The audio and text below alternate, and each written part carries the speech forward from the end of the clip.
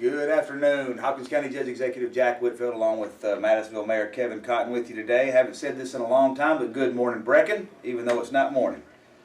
So, Mayor, we've got a lot of information to try to push out. As everybody knows, we've had just a terrible week here in Hopkins County, Dawson Springs, Barnsley, Flat Creek area. We've had destruction like we've never seen before. You know, I had a National Weather Service guy that's been doing this for 37 years, said he's never seen anything like it. So it's been a rough week, but we're coming together to get a lot of things done for the people that have been affected.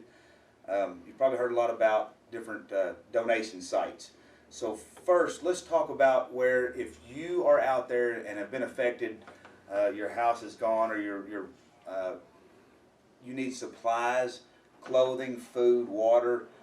We've tried to get sites out in different places in the county so nobody has to go very far to get those supplies if they need them. And Mayor, do you have a list of those locations? I do. So, and if you're one of those individuals that don't necessarily want to go get it because you're afraid somebody else needs it, understand that you're that person. We need you to go get these supplies. There's so many supplies that are available right now. We need these picked up. We need the distribution sites, moving inventory. So please, if you are affected in any way and you need something, don't go buy it. Go to one of these distribution centers. That's what these are for. People from all over the nation have been sending these items in, and we need to make sure that they get into your hands. So one of them is Arlington Elementary School. Arlington Elementary School, St. Charles City Hall, the River Church in Nortonville, Morton's Gap Christian Church in Morton's Gap, Nebo Community Center, Richland Baptist Church, Dawson Springs Schools, and also the First Baptist Church of Dawson Springs. Again, there are, if you can think of a need, they have the supplies there to help you with it, no matter what that might be. So please utilize those. Once again, it's Arlington Elementary School, St. Charles City Hall, the River Church in Nortonville, Morton's Gap Christian Church in Morton's Gap, Nebo Community Center, Richland Baptist Church, and Dawson Springs Schools, as well as the First Baptist Church of Dawson Springs on Highway 109. You know, and that's from diapers to high chairs to clothing to food. We've got so much. It's just been awe-inspiring, the amount of donations we have received. In fact, we've received so much that right now we're having an issue trying to take it in.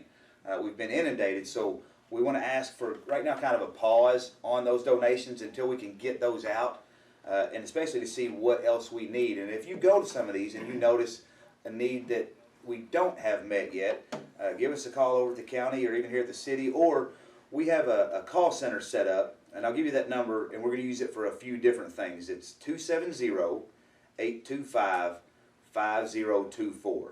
So this number we've been using a lot for missing persons. Right now we're down to 5 unaccounted for. And realize that unaccounted for doesn't mean missing in the traditional sense.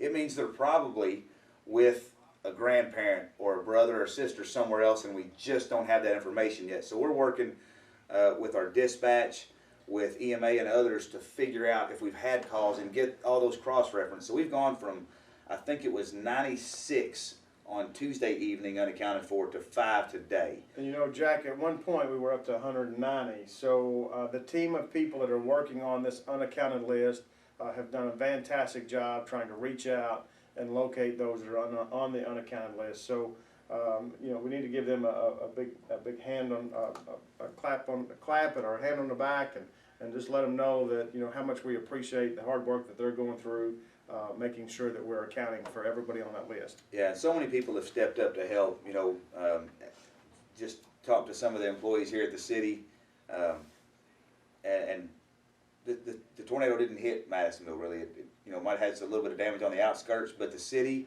the mayor got there before I did. The city employees have been there. Webster County, Union County, Henderson, Davis County, Hazard County. Yeah. Or Hazard and Harlan County have sent materials. The outreach has been great. And again, if you're, I want to keep giving this number out because we're going to collect information. The call center 270-825-5024. If you want to know what supplies we might need, if you want to donate supplies, call that number, let them know what you can do. If you want to volunteer. Another thing now that we've done the search and rescue.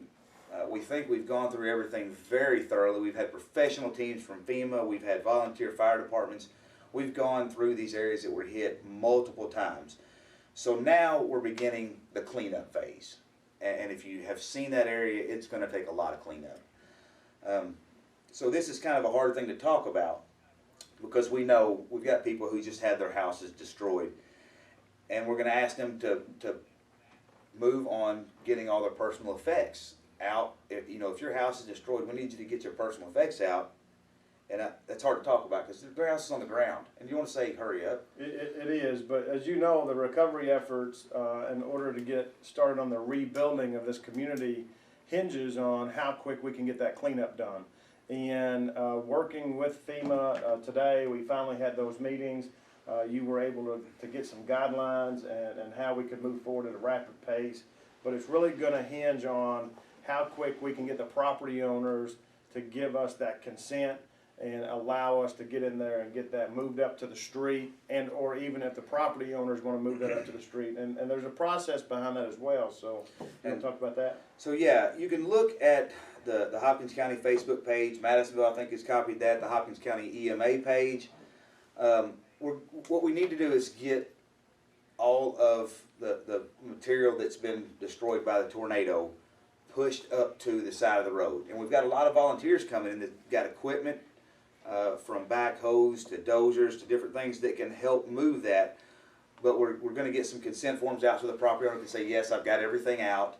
You can help me out and push this up to the side of the road, and then we'll have either contractors or Corps engineer or county personnel. Somebody's going to be coming by to clean up on the side of the road. So Jack, they can call that hotline number though. The property owner can call that hotline number and let us know, hey, we're ready to move on that, and here's our address, and we can set you up with a team that can start helping you move that debris.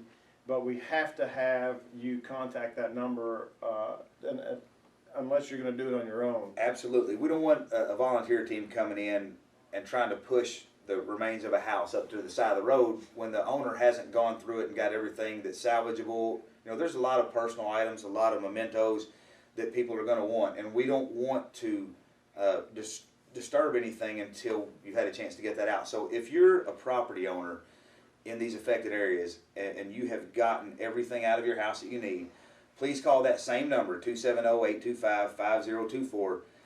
Let them know that you have got everything out of your house and you would like help getting that debris cleaned up. Now, if you want to hire your own contractor, if you've got homeowners insurance that covers that removal, by all means take care of that yourself. That will help us get to those who may not have that insurance that covers that. But we still, for anybody that's going to need help with volunteers or anybody else doing that, please, when you get that done, call us and let us know so we can get you on a list that needs some help moving your material. Let's go back to donations real quick.